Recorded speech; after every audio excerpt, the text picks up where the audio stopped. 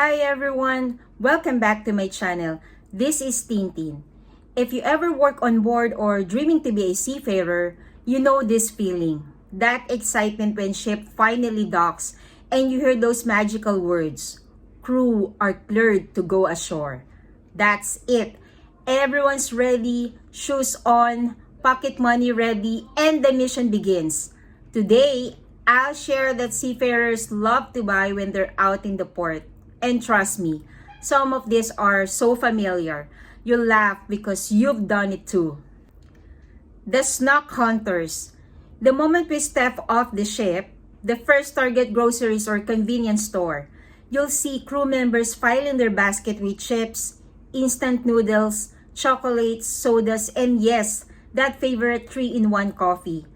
I remember one time in Cozumel, my friend filled an entire bag just with Lucky Me Pancit Canton and Skyflakes.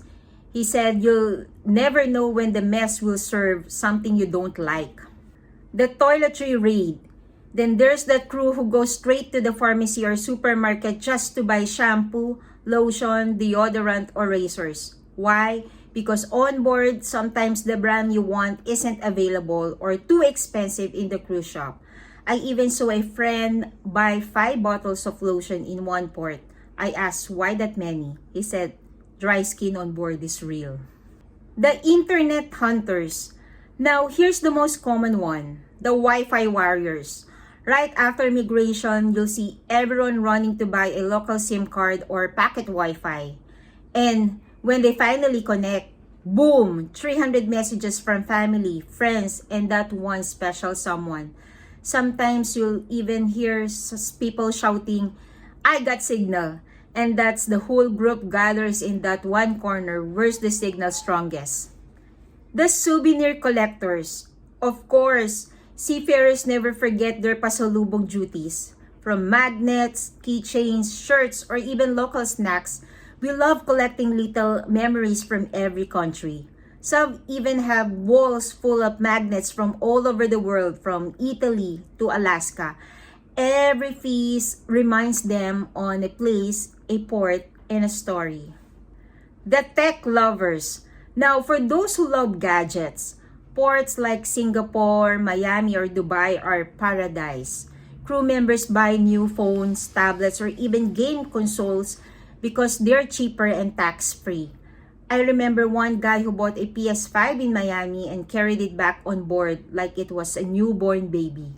He said, this is a stress reliever after duty. The duty-free shoppers. Yes, the perfume and the watch section. Duty-free stores are dangerous.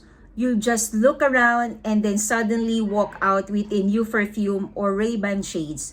We call that the I deserve this moment after a long contract. The health-conscious crew.